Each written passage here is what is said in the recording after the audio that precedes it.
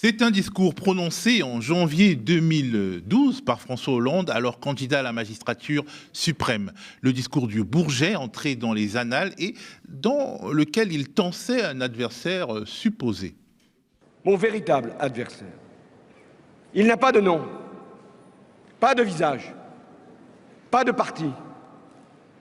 Il ne présentera jamais sa candidature. Il ne sera donc pas élu. Et pourtant, il gouverne. Cet adversaire, c'est le monde de la finance.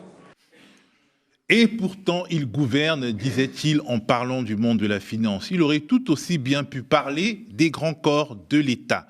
La moitié des patrons du CAC 40 sont passés par là. Sur les 30 dernières années, 3 chefs d'État sur 4 et un pourcentage écrasant de premiers ministres et de membres du gouvernement sont passés par là.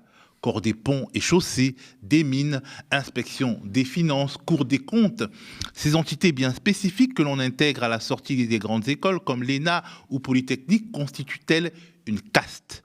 Quel est son pouvoir si elle existe ? Peut-on parler de pouvoir de nuisance ? En quoi les grands corps de l'État sont-ils un problème pour la France, sa démocratie, sa prospérité, son modèle social ? J'en parle aujourd'hui avec Alexandre Moati, lui-même membre d'un grand corps en tant que X-Mine, mais auteur de cet ouvrage radicalement critique sur cette spécificité française, Technocratisme, les grands corps à la dérive, paru aux éditions Amsterdam, c'est l'entretien d'actu.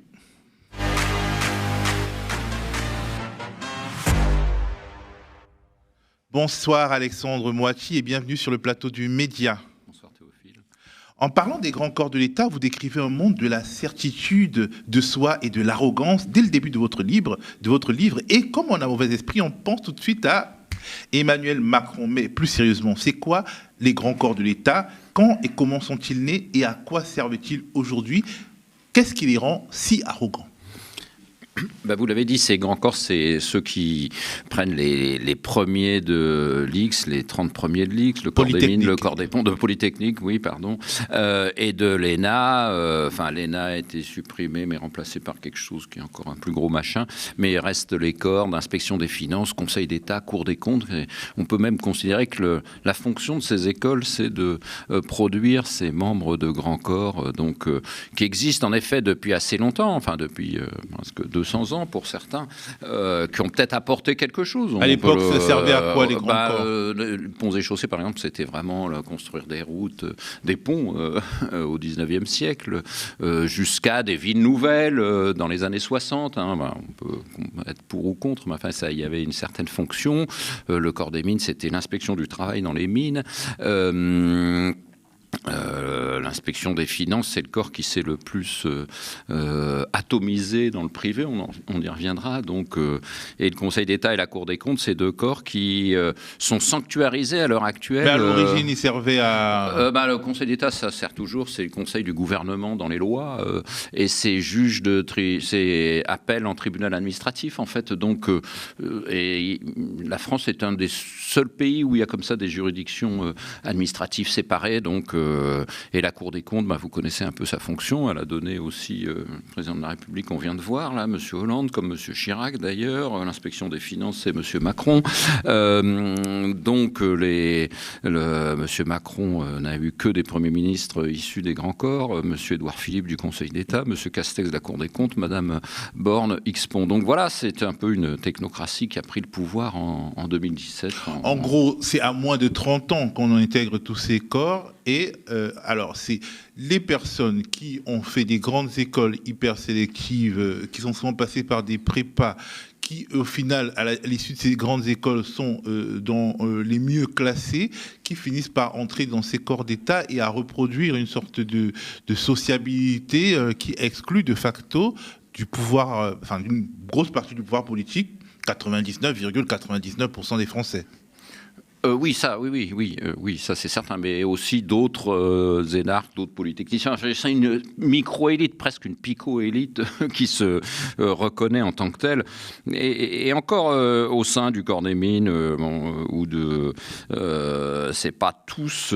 c'est un sociologue américain, Suleiman, qui disait il y a une frange de ces corps qui n'ont en tête que de travailler pour eux-mêmes, quoi, enfin de se promouvoir eux-mêmes, en fait. Entrepreneur de soi. Oui, c'est ça exactement.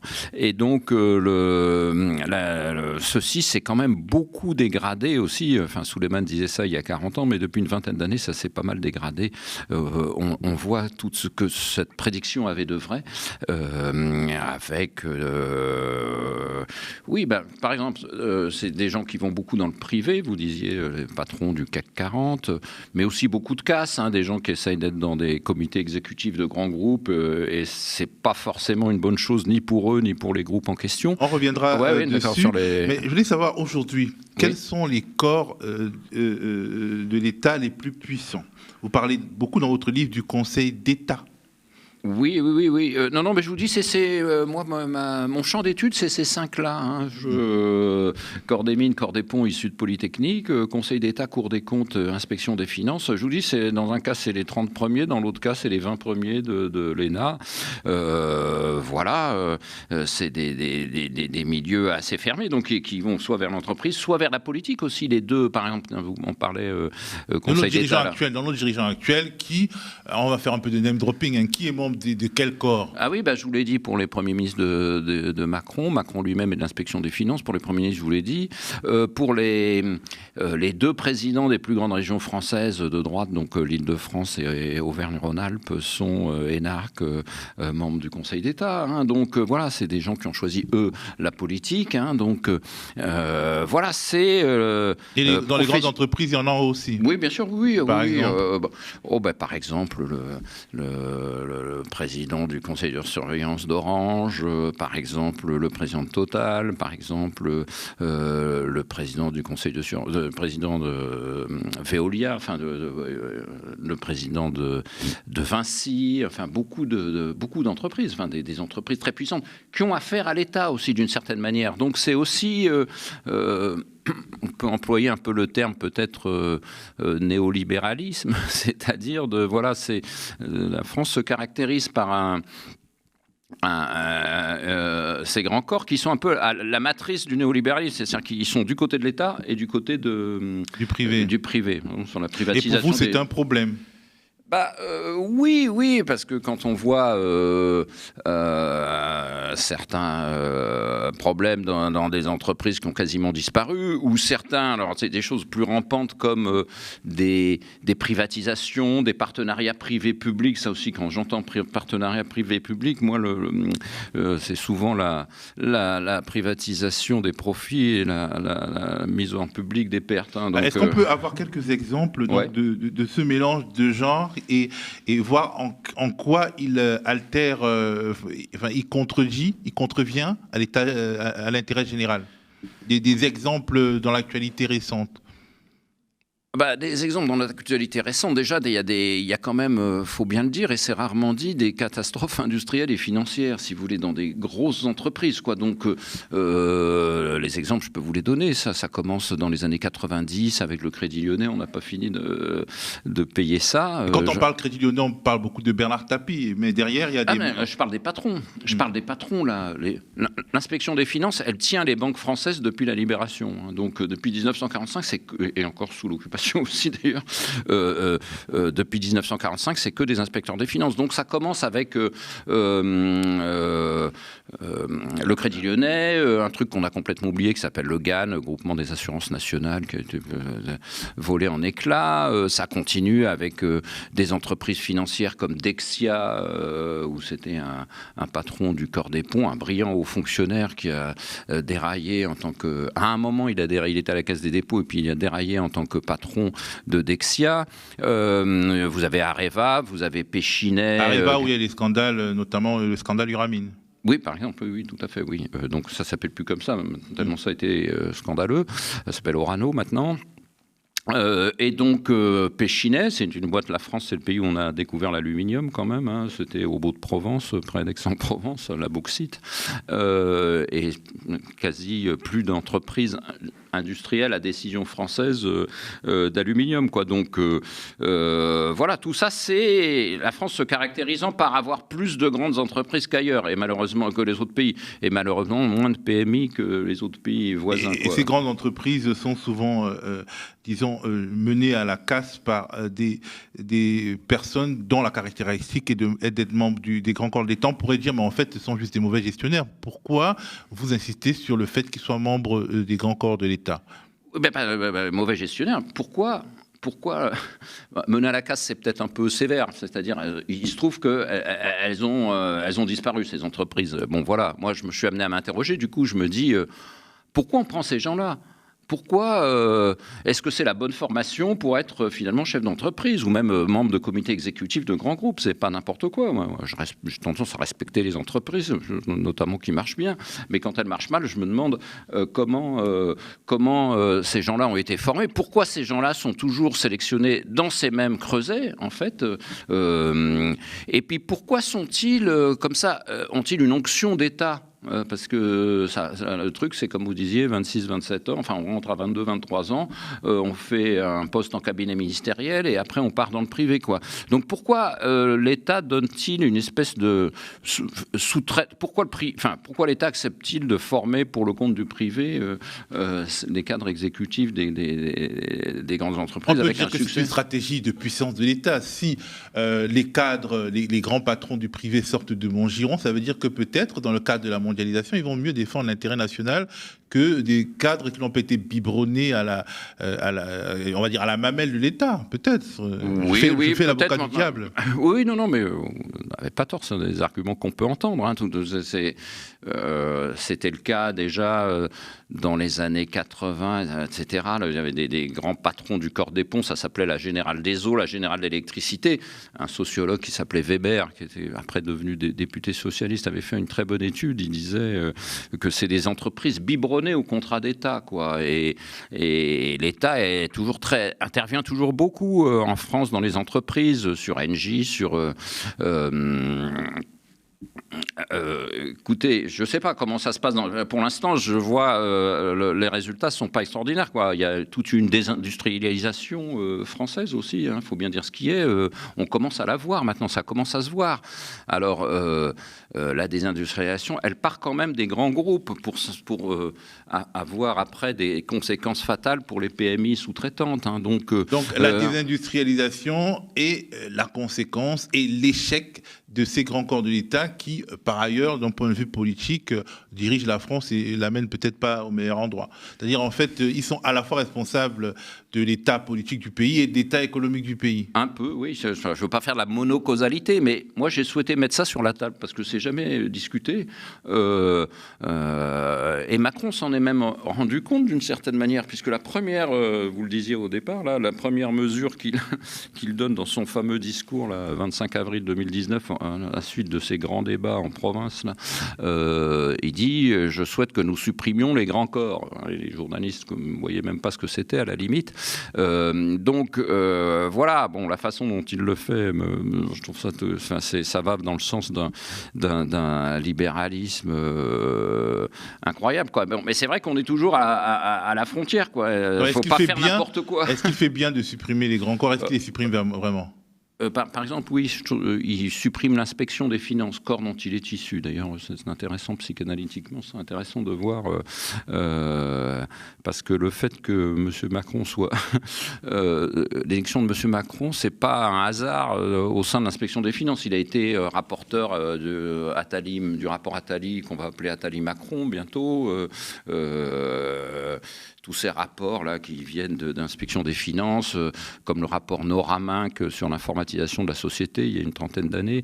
Voilà, donc il supprime l'inspection des finances, mais la mission de l'inspection des finances continue. Il existe toujours une inspection des finances, mais plus le corps en question. Enfin, c'est assez subtil, hein, et je pense que l'inspection des finances telle qu'elle existe, c'est-à-dire elle agrège, comme ils sont tous partis dans le privé, elle fait appel à d'autres fonctionnaires, elle continuera à faire son réseau au sein des membres qui la composent, quoi. Donc voilà, le Conseil d'État, la Cour des comptes. Il y avait une mesure du rapport Thiriet qui est de dire on les recrute après 5 ans, ça c'était pas mal. Enfin, et là, ça a été réduit à 2 ans à la sortie de la nouvelle ENA. Là. Bon, voilà, c'est des mesures très microscopiques, enfin, qui n'ont pas beaucoup de sens, au contraire, qui sanctuarisent ces deux corps que sont le Conseil d'État, la Cour des comptes. Et enfin voilà, donc et puis on crée un nouvel Institut national du service public qui est un gros machin, comme aurait dit. Une sorte d'ENA revisité. Bah oui, non, mais pas seulement revisité, c'est-à-dire que déjà, ça j'ai jamais vu ça dans l'administration. Quand vous tapez www.ena.fr, vous n'êtes pas redirigé, vous avez une espèce de message d'erreur assez ridicule qui vous dit que l'ENA est supprimée et qu'il faut taper insp.fr. Pour marquer le coup peut-être. Alors, oui, non mais où se cache la communication politique, quoi, c'est ça parce que l'INSP finalement c'est aussi un truc, ça agrège, c'est toujours le plus gros, c'est comme la fusion des universités, on va toujours vers le plus gros, avec une efficacité. Et ça va aussi vers un généralisme. Moi, j'appelle généralisme le fait d'avoir de moins en moins de compétences, c'est-à-dire de rester dans la généralité des choses. Parce que le rapport au savoir est important aussi dans ces affaires. Hein. Je termine juste, par exemple, quand il supprime aussi le corps d'inspection générale des affaires sociales. L'IGAS, c'est un truc qui menait des enquêtes pour le coup, avec une vraie compétence. Oui, avec des vraies compétences accumulées dans une carrière, si vous voulez. Des gens qui, voilà, ils étaient membres d'un corps, certains étaient de droite, d'autres de gauche, enfin, il y avait un esprit de corps et surtout une compétence sur ce sujet des affaires sociales. Bon, ben voilà, c'est dézingué. En fait, dans ce grand chambardement, il y en a qui demeurent, il y en a d'autres qui partent. Ben oui, c'est curieux, oui. On ne sait pas suivant quels critères. On peut discuter aussi, on peut penser ce qu'on veut des préfets, on a vu certains dans votre émission d'avant, là. Mais supprimer le corps préfectoral et le corps diplomatique, ça me paraît pas, c'est des choses qui structuraient le pays, si vous voulez, c'est des... voilà, un préfet, parfois il savait dire MERDE au pouvoir aussi, donc... un diplomate aussi, on a vu d'ailleurs une sorte de front des diplomates oui, tout à fait. Ces derniers mois. Et puis on a vu la façon dont nos dirigeants politiques, certains font de la diplomatie de manière très très amateur. Hein. Donc voilà, c'était... Emmanuel Macron en Afrique et aussi dans le Moyen-Orient, quelque part. Oui, voilà, ou Monsieur le maire à propos de la Russie, etc. Donc c'est des choses qui structuraient, enfin je ne veux pas apparaître comme conservateur là, mais c'est des choses qui structuraient le corps préfectoral, le corps diplomatique, c'est des choses qui structuraient le pays quand même. Mais ce n'est pas des grands corps par exemple comme les autres. C'est pas des grands corps comme les autres, mais c'est ça sert un peu plus peut-être, c'est pour ça que c'est moins prestigieux. Oui aussi, oui. C'est comme dit un sociologue, c'est les seuls corps pour lesquels l'ENA avait un respect parce qu'ils étaient anciens et le corps diplomatique pouvait remonter sous l'Ancien Régime pratiquement. Et donc voilà, je comprends pas. Enfin, moi, je pense que tout nouveau président de la République devrait rétablir le corps diplomatique et le corps préfectoral. Mais donc, conseil à ceux qui viendront en 2027. On peut aussi parler de pur affairisme dans les grands corps de l'État, de pur affairisme aux fins d'enrichissement personnel. Vous parlez par exemple de l'inspecteur des finances, Éric Garondeau, et de son sacré sens des affaires. Ça, vraiment, ça fait vraiment penser à la nomenclatura, à des comportements, enfin à des structures de type oligarchique en France. Est-ce que vous pouvez nous raconter cette histoire ? Oui, bon, je ne peut-être pas personnalisé comme ça, mais je peux vous la raconter dans ces grandes lignes. Donc, c'était quelqu'un qui était plutôt de majorité de droite, nommé par Sarkozy, etc. Et puis, quand la gauche est arrivée, il a perdu son poste, mais il était président du CNC, je crois, Centre national du cinéma. Et puis après, voilà, il a créé son cabinet de conseil, et puis il a été employé par la puissance publique pour définir le pass muséal, enfin bon. Le pass culture. Le pass culture, voilà, c'est ça. Et comme disait un lecteur, a priori, j'avais un commentaire assez marrant d'un lecteur sur un article du Monde qui disait n'importe qui travaille dans l'administration sait que si vous voulez transformer un projet, quel qu'il soit, en grosse usine à gaz, vous mettez un inspecteur des finances, et puis voilà. De manière plus embêtante, quand même, c'est une espèce de sous-traitance de connivence à quelqu'un qui était déjà dans le dossier. Et puis là, c'est des espèces sonnantes et trébuchantes avec des contrats importants. Il a gagné énormément d'argent dans le privé après avoir, dans le public, été au contact d'un dossier, c'est-à-dire la création du pass culture. Oui, énormément. Bon, oui. Oui, pour un individu, oui. C'est-à-dire que c'était son propre cabinet de conseil, voilà, qu'il a mis à disposition de l'État. Donc, et tout ça, c'est parce que il était déjà dans le dossier. Et voilà. Mais on peut généraliser aussi le fait que l'État perde son expertise et par exemple au profit de McKinsey, de Capgemini. Capgemini, c'est une société française. McKinsey, c'est une société américaine. Et il y a beaucoup de ce qu'on appelle des pantouflages, c'est-à-dire des gens des corps qui partent dans ces sociétés-là. Et voilà. Et ces sociétés, ces cabinets de conseil, McKinsey, ils ont fait la politique vaccinale. Capgemini, ils sont sur plein de... C'est dirigé par des membres de grands corps, des polytechniciens. Ils sont sur plein de dossiers publics, quoi. Ils ont des contrats publics importants, quoi. Et donc voilà, les membres des grands corps, ils pantouflent dans des endroits où, après tout, ça devrait être à l'État de définir lui-même. Encore il y a 30 ans, l'État définissait lui-même ses propres politiques, n'avait pas besoin de ces cabinets-là, quoi. Et donc, voilà, moi, ce qui me choque, c'est le fait que ce soit les mêmes personnes qui avant, avaient une fonction d'État, d'expertise, etc., et qui maintenant l'ont la même, en moins bien, plutôt dans des cabinets privés, donc pour élaborer la même chose. En plus, il y a un peu de conflit d'intérêts dans tout cela, enfin beaucoup de conflits d'intérêts. J'aimerais qu'on revienne un peu sur une pratique bien française, donc le pantouflage dont vous avez parlé, qui consiste à quitter la haute administration pour le privé, à revenir, à repartir. À vous lire, les règles, si on peut dire, de ce pantouflage ont changé ces dernières décennies, ces dernières années. On pantoufle plus vite. Expliquez-nous déjà ce que c'est, ce pantouflage, et pourquoi les gens formés par l'État, quittent plus vite l'administration publique pour le privé, quitte à y revenir. Plus vite que par le passé. Il y a deux phénomènes dans ce que vous dites qu'on va distinguer. D'abord, le fait qu'ils partent plus vite, et ensuite le fait qu'ils reviennent. Le fait qu'ils partent plus vite, c'est aussi parce que dans les entreprises, maintenant, il y a une concurrence surtout dans les grandes entreprises françaises qui sont quand même assez mondialisées. Il y a une concurrence avec des cadres italiens, des cadres allemands, etc. Et donc, plutôt une bonne chose, il faut partir plus tôt pour faire ses preuves. Mais dans ce cas-là, je dis à quoi ça... Et puis aussi, la deuxième chose, c'est que c'est l'effet pervers des règles de transparence de la vie publique, de pantouflage, c'est-à-dire on vérifie que la personne n'a pas traité le dossier côté État avant de pantoufler. Et du coup... si vous voulez vraiment partir tranquille dans le privé, vous avez intérêt à avoir fait le moins de dossiers possible pour l'État, quoi. Donc c'est une vous êtes formé par l'État, vous êtes élève fonctionnaire, oui, c'est ça. Membre de cabinet ministériel. Mais il faut partir assez vite pour gagner de l'argent dans le privé. Pour faire son trou dans une entreprise, il faut partir assez vite pour pas tomber sous le coup de la transparence, des autorités de pantouflage. C'est leur effet pervers. Donc voilà. Il faut revenir quand même à un moment. Alors, ça, c'est un autre sujet. Alors, attendez, je dis... moi, la question que je pose, c'est... Pourquoi forme-t-on comme ça des jeunes pendant 4 ans et pour qu'ils partent dans le privé? Enfin, c'est une question que je pose aussi. Donc, pourquoi c'est ces élites-là qui dirigent le pays aussi, d'une certaine manière? Donc, vous disiez ces questions de prestige de l'État. Mais enfin bon, au bout d'un moment, ok, faut regarder quel est le résultat aussi, quoi. Il n'y a pas que l'aspect prestige. Le deuxième point que vous évoquez, c'est le fait qu'ils reviennent maintenant. Alors ça a été encouragé depuis Sarkozy, en gros.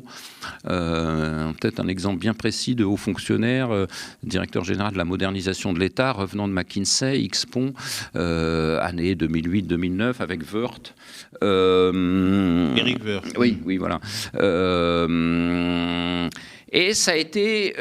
maintenant, c'est considéré comme quelque chose de très positif d'aller chercher des gens dans le privé pour reprendre des postes de la fonction publique. Donc, du coup, ça casse les carrières de ceux qui voudraient rester dans la fonction publique et qui ne sont pas partis. Enfin, parce que finalement, si vous restez fidèle au service public, vous vous faites moins bien remarquer autour de 35-40 ans que si vous partez. C'est ça, ouais, tout à fait. Oui, ça, j'ai encore l'exemple, on me l'a cité j'ai des exemples, on me l'a cité plusieurs fois.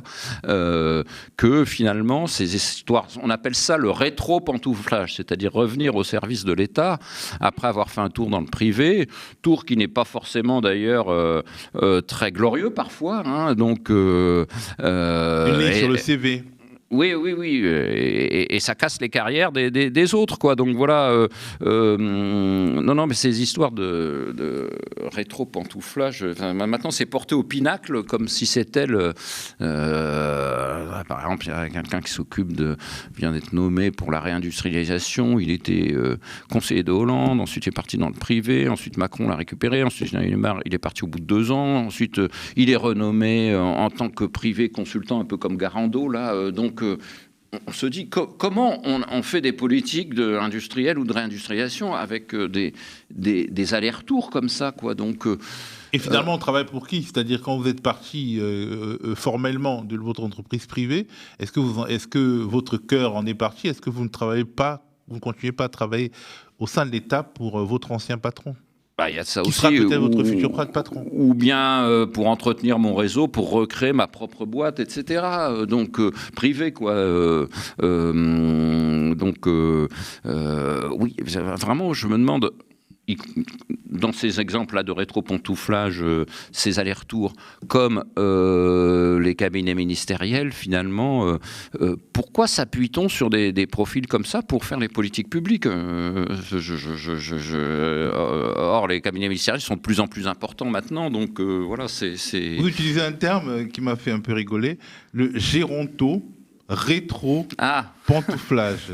C'est quoi ce concept? Ouais, alors, oui, je vais vous le dire alors. Alors, le rétro-pantouflage, je voulais dire un autre truc aussi, c'est que c'est pas toujours des gens qui sont sur le devant de la scène, c'est-à-dire vous allez avoir des gens qui, comme souvent, dans les 50 ans, alors on n'est pas encore en géronto à 50 ans, là, je viendrai tout à l'heure, à 50 ans qui se font virer des grands groupes, hein, ça arrive, hein, c'est pas besoin d'être dans un grand corps pour ça, mais qui retrouvent des places assez favorisé dans ce que j'appelle un domaine d'extension des grands corps, c'est-à-dire de plus en plus, il y a une banque publique d'investissement dirigée par un inspecteur des finances, secrétariat général pour l'investissement, la Caisse des dépôts qui fournit des ministres, genre Madame Pannier-Runacher, etc., qui est inspectrice des finances aussi. Et donc tout ceci, Caisse des dépôts, ça finance des trucs tous azimuts, et les gens du privé, ils vont trouver, quand ils se font remercier, ils vont trouver beaucoup plus facilement des postes comme ça parce qu'ils sont membres de grands corps dans ce domaine d'extension. Donc j'ai échoué, mais j'ai pas tout à fait échoué parce que à 23 ans j'ai eu une bonne note, je peux revenir. Voilà, à 50 ans je retrouve un poste.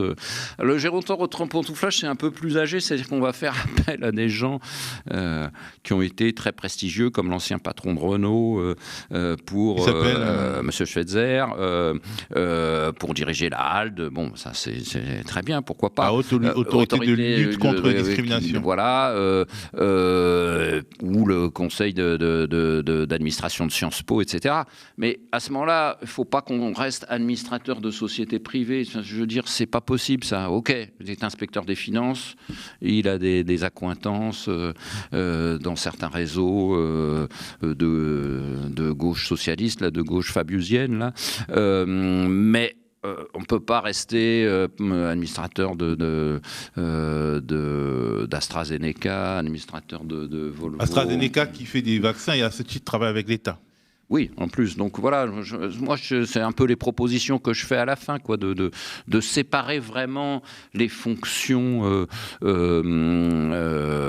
comme ça, même de représentants de prestige, parce que c'est le patron de la halle, c'est pas n'importe quoi, de les séparer, qu'il n'y ait pas de lien avec des sociétés privées, c'est pas possible, voilà. Mais ça serait rien. Et pareil, que les conseillers d'État soient pas maires d'une grande ville, etc. Il y a quelque chose qui va pas là non plus. Voilà. Donc, ce que j'ai essayé de faire, c'est vraiment une critique au sens le plein du terme, c'est-à-dire un peu systémique de cette institution des grands corps qui est rarement mise sous la lumière, quoi.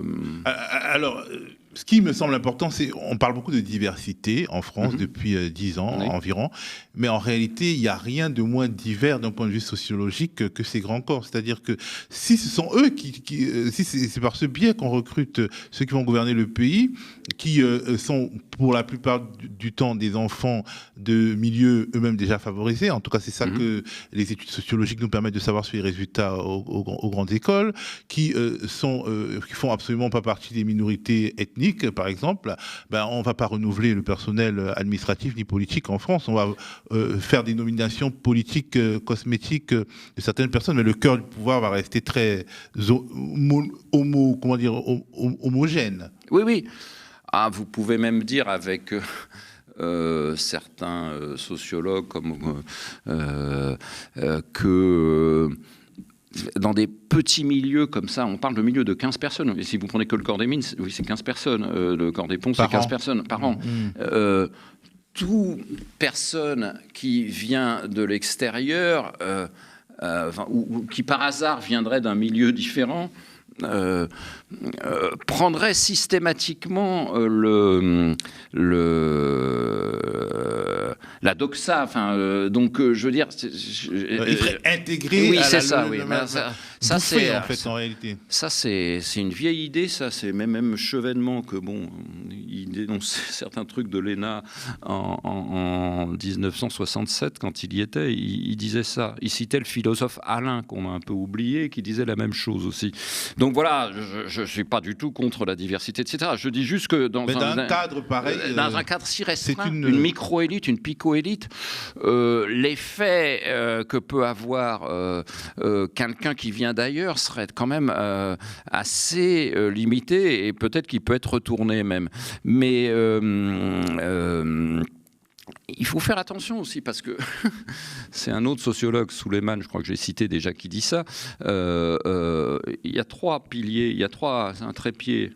Dès que les élites se sentent menacées, elles viennent sur ce terrain que vous venez de décrire, qui est un terrain qui est audible, enfin mais qui peut avoir, comme je veux dire, pour se renouveler plus que pour vraiment diversifier. Oui, voilà. Et il va y avoir des annonces aussi faites par Macron bientôt sur la haute fonction publique dans ce sens-là.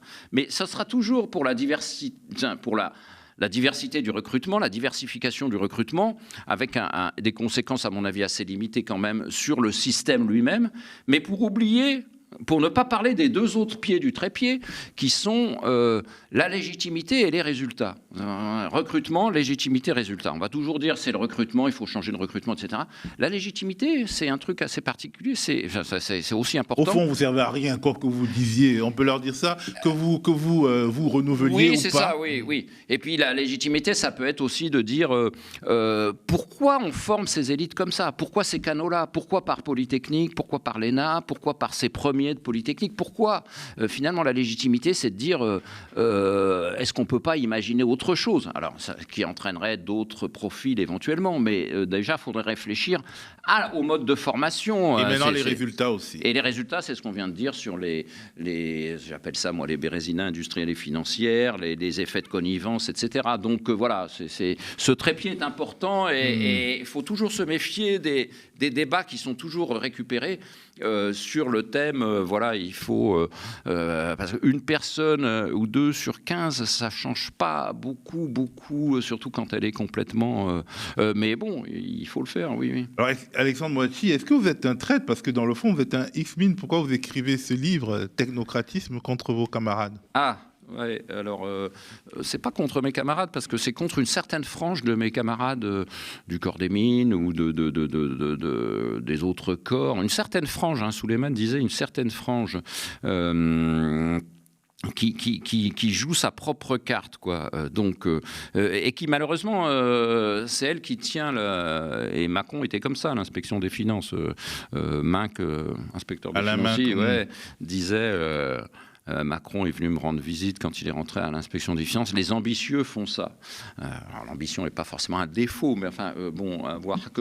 Et disons que ce mode de recrutement et de sociabilité privilégie les ambitieux les plus carriéristes, en gros. Absolument, tout à fait. Et donc voilà, moi, il y a beaucoup de gens qui, peut-être n'auraient pas écrit ce que j'ai écrit, mais qui pensent comme moi. Par ailleurs, on fait des... Enfin, ça se paie assez militant parfois. Moi, je me suis mis dans un petit groupe de polytechniciens qui s'appelle X Alternative, qui veut faire entendre une autre voix sur le service de l'État, sur la réindustrialisation, une autre voix que la doxa des anciens polytechniciens, qui est souvent très liée, toujours pareil, aux grands groupes. Et en ce moment, on se bat contre un projet de Monsieur Bernard Arnault, ancien polytechnicien, sur la montagne Sainte-Geneviève, dans l'ancienne, un projet qui ferait perdre 30 millions d'impôts à l'État, puisqu'il ferait 40 millions d'impôts défiscalisés à 66%. Là.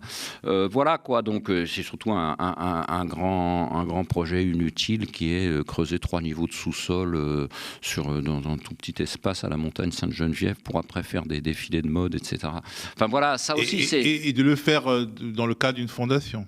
Oui, mais ça, même pas d'une fondation, c'est l'école polytechnique qui abriterait ça. Mais qui délègue à LVMH son permis de construire, c'est-à-dire en fait le maître d'ouvrage, donc ce qui est quand même assez particulier, je trouve. C'est très compliqué. Oui. C'est la prise de pouvoir, c'est ce que je disais tout à l'heure, c'est les partenariats publics-privés, quoi.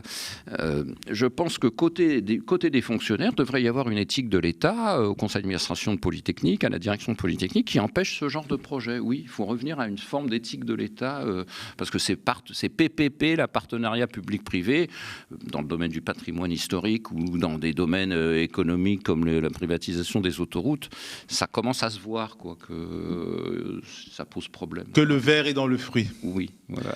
Merci à vous, Alexandre Moati, et merci à vous de nous avoir regardés chez vous.